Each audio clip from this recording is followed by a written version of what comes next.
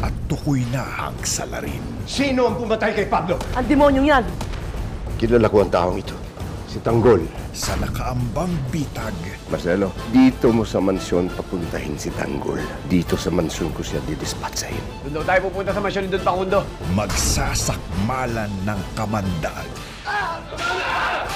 Hawak ko sa aking mga kamay ang buhay mo at ang buhay ng mga kaibigan ko. Mabuto lang kita, may inosente sila! Inosente rin si Pablo. Hindi totoo yan! Pinatay niya si Babos! Nilusog tayo ng mga Montenegro! Tayo nyo lahat ng taon at Facundo! Hindi nyo nilabas, Facundo! Ubusin namin kayo lahat! Sa bodega po si Senyor Facundo! Tapusin, ang lahi ng mga kabalyero!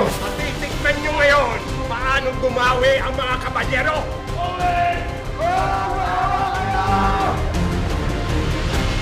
FPJs